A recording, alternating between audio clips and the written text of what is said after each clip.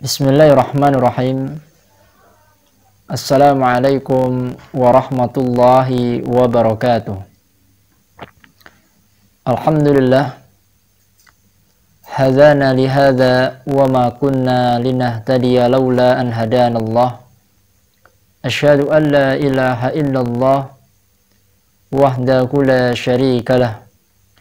Wa asyhadu anna Muhammadan abduhu wa rasuluhu la nabiyya wa la rasula ba'dah, amma ba'd.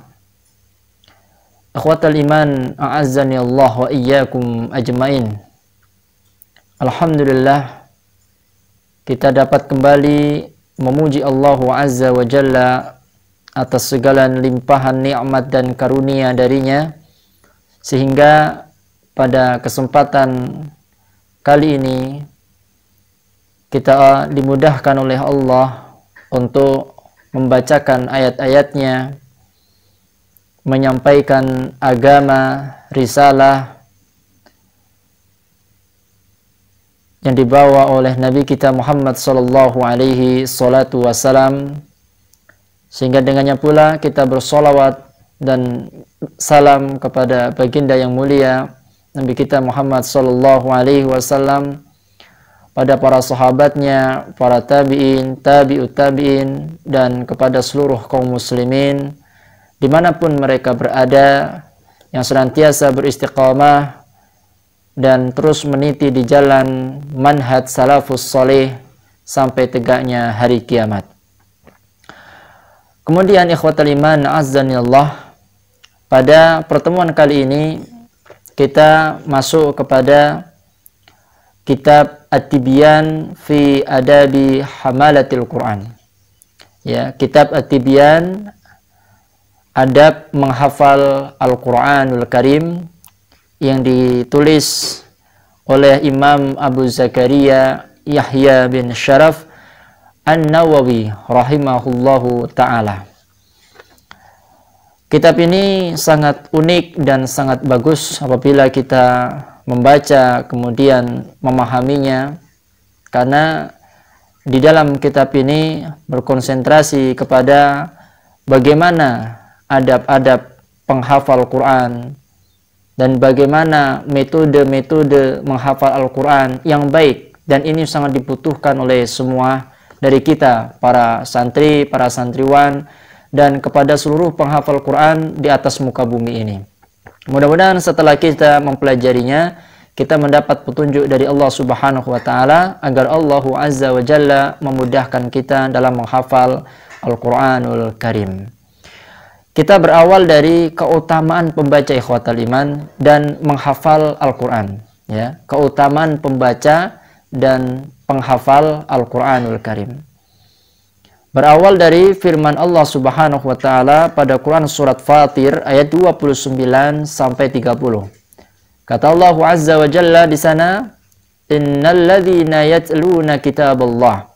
Sesungguhnya orang-orang yang senantiasa membaca kitabullah, wa aqamus shalah, mendirikan salat, wa anfaqu mimma razaqnahum, dan berinfak dari apa yang telah Allah rizkikan kepada mereka, sirran wa alaniyatan, baik secara sembunyi-sembunyi maupun terang-terangan, yarjuna tijaratan lan tabura, sesungguhnya mereka dalam mengharap perdagangan yang tidak akan rugi di sisi Allah, liyuwaffiyahum ujurahum wa yazidahum min fadlihi, dan sungguh Allah akan menyempurnakan pahala atas mereka dan menambahkan karunia kepada mereka semua. Innahu ghafurun syakur, dan sungguh Allah Maha Pengampun lagi Maha mensyukuri. Al-Quran surat Fatir ayat 29 sampai ayat yang ke-30 ini memberikan gambaran kepada kita tentang bagaimana kemuliaan para pembaca dan penghafal Quranul Karim. Innal ladzina yatluna kitaballah, sesungguhnya orang-orang yang membaca kitabullah, dalam arti adalah membaca dan menghafal kitabullah.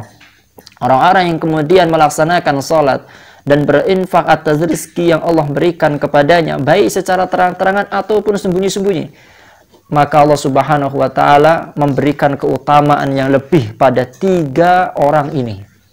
Salah satunya, mereka berharap perdagangan yang tidak akan merugi di sisi Allah Azza wa Jalla. Kemudian Allah akan tambahkan pahala untuknya, dan Allah akan berikan karunia lebih untuknya, dan Allah akan spesialkan mereka dan masuk kepada golongan orang-orang yang Allah Subhanahu wa taala cintai. Dan tidak hanya itu pula, tentu kita banyak mendengar hadis ya, yang dimana diceritakan, disebutkan di sana adalah orang yang paling baik di antara kita adalah orang yang mempelajari dan mengamalkan Al-Quranul Karim.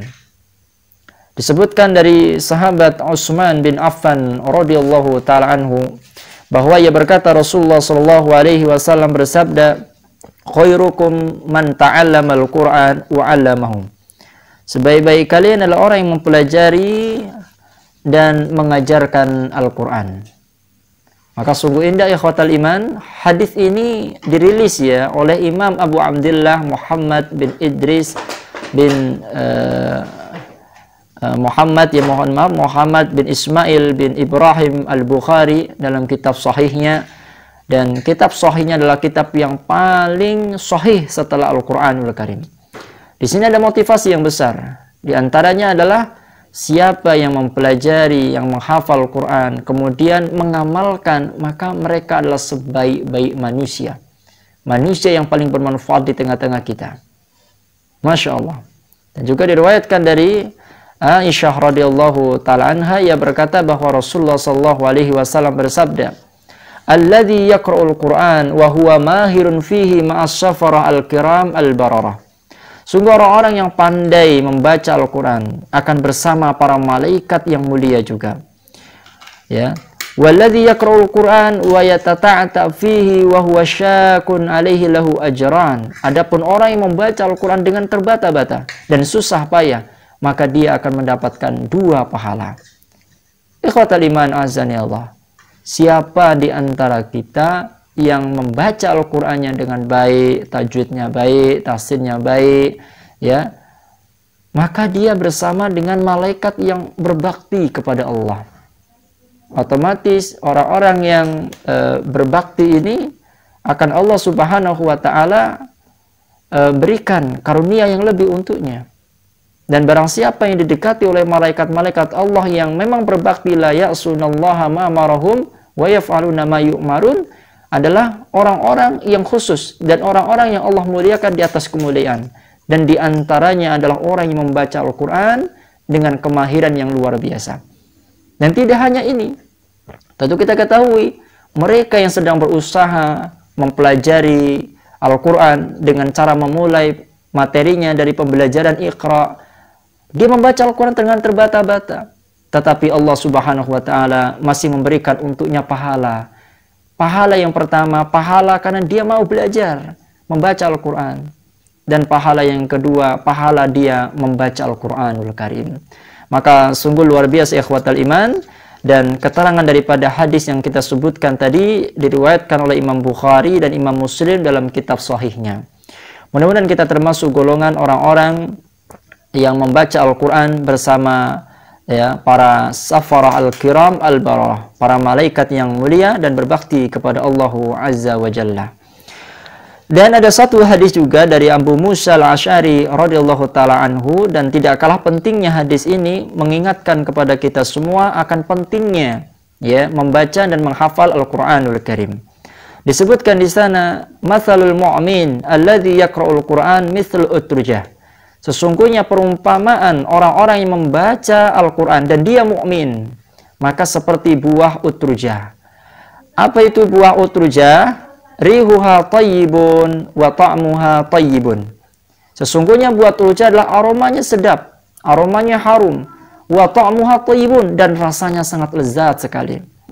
Wa masalul mu'min alladzi la yaqra'ul Qur'an kamatsalit tamrah. Dan kemudian orang yang mukmin, dia mukmin, beriman kepada Allah, alladzi la yaqra'ul Qur'an, tapi dia tidak membaca Al-Qur'an, kamatsalit tamrah, itu seperti buah kurma, la rihalaha wa la ta'muha hulw, la rihalaha wa ta'muha hulwun. Ya, tidak ada aroma, tidak ada harum, tidak ada wangi buah kurma itu. Tapi ta'amuha hulbun. Ketika dimakan dirasakan rasanya manis. Ini perumpamaan bagi orang mukmin yang tidak membaca Al-Qur'anul Karim. Kemudian wa matsalul munafiq alladzi yaqra'ul Qur'an. Adapun orang-orang yang munafik yang membaca Al-Qur'an. Dia munafik tapi membaca Al-Qur'an. Kamatsalir raihanah, maka seperti buah raihanah. Rihuha thayyibun, aromanya itu harum, wangi, sedap. Wa ta'muha murrun, tapi rasanya pahit. Ya, rasanya pahit. Wa masalul munafik, dan orang-orang munafik alladzi la yaqra'ul Qur'an, yang tidak sama sekali membaca Al-Qur'an. Dia sudah munafik tapi tidak membaca Al-Qur'an. Kamatsalil hanzalah, maka dia seperti buah hanzalah. Laisa laha rihun wa ta'muha murrun. Tidak ada aroma wangi, tidak ada aroma sedap, wa ta'muha murrun. Terlebih-lebih rasanya ketika dimakan pahit. Nah, ini perumpamaan bagi orang-orang munafik yang tidak sama sekali membaca Al-Qur'anul Karim. Di antara hadis ini, manakah yang paling kita inginkan? Yang pertama, ikhwatal iman. Bagaimana kita mengupayakan diri untuk menjadi seorang mukmin yang senantiasa membaca Al-Qur'an? Maka ini seperti buah utrujah.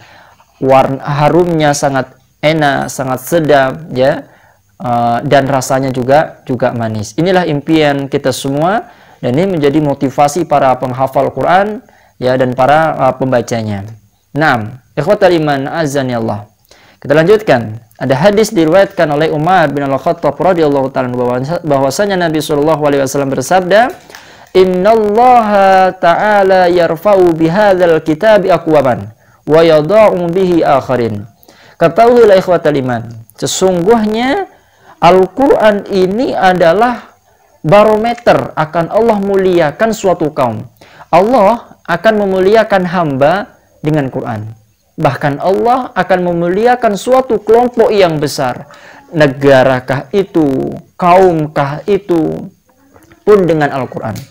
Wa yadha'u bihi akharin, dan juga akan merendahkan suatu kaum, akan menghinakan suatu bangsa dengan Al-Qur'an itu pula. Itu artinya apabila kita mendekati Al-Qur'an, membaca kemudian menghafalnya dengan baik, maka sungguh kita berada pada kemuliaan. Tidaklah suatu kelompok, tidaklah suatu bangsa dekat dengan Al-Quranul Karim. Terdapat di dalamnya para pembaca, para penghafal Al-Quranul Karim.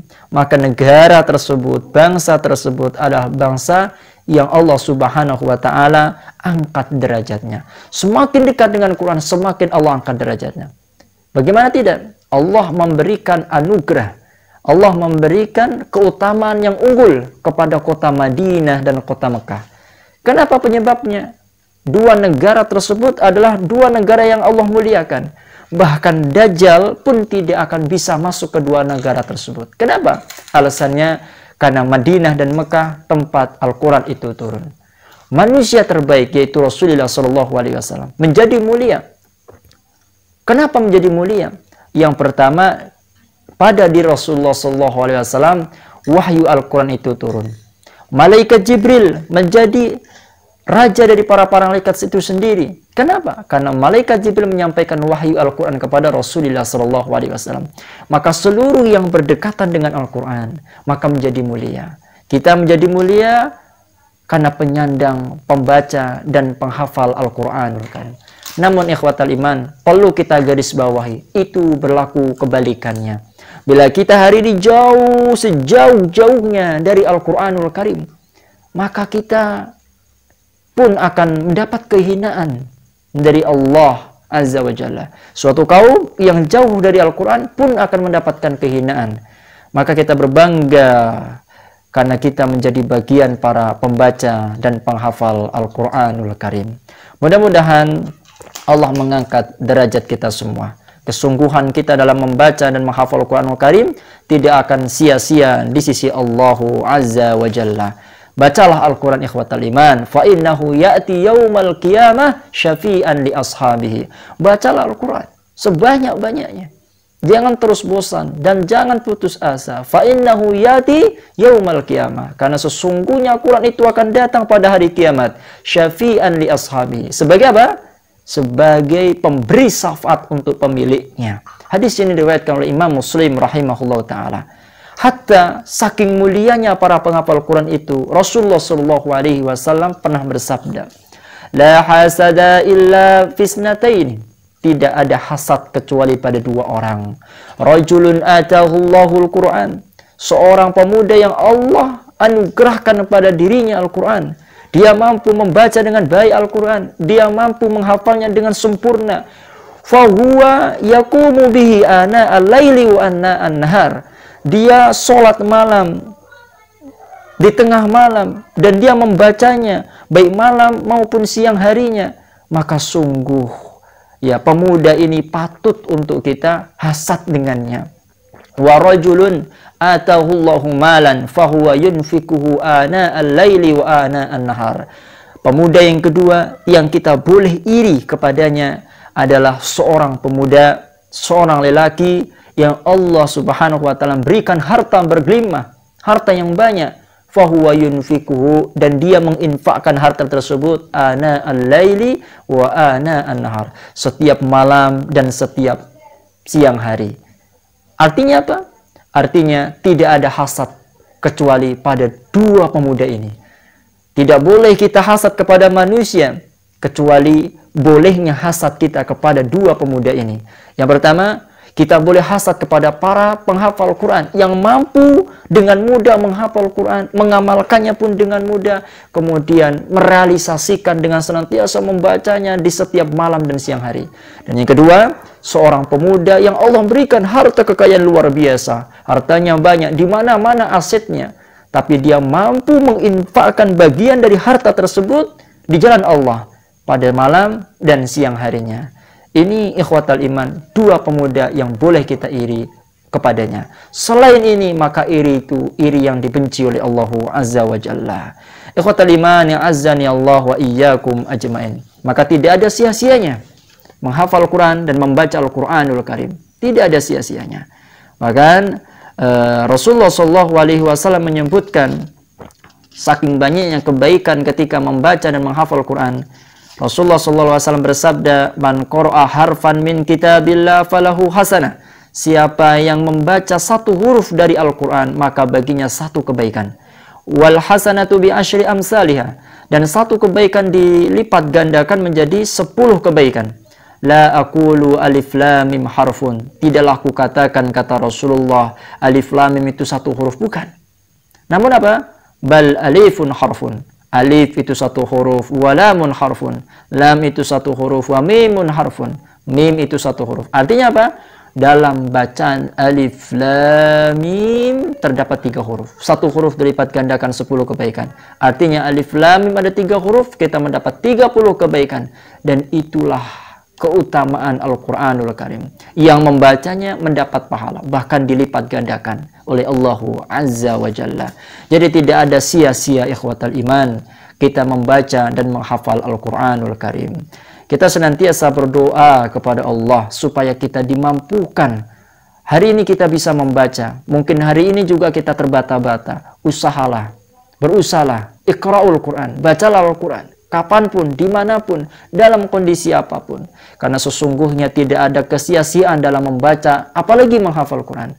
Keluarga Allah adalah keluarga yang dimana mereka dari golongan manusia yang senantiasa menjaga ayat-ayatnya, wahyu-wahyunya.